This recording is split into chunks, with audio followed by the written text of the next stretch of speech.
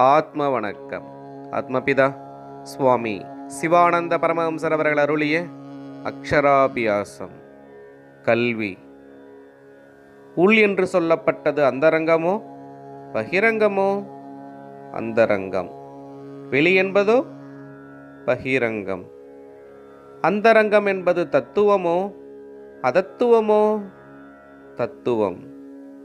பகிரங்கமோ அதத்துவம். தத்துவம் என்பது உள்ளதோ இல்லாததோ? உள்ளது.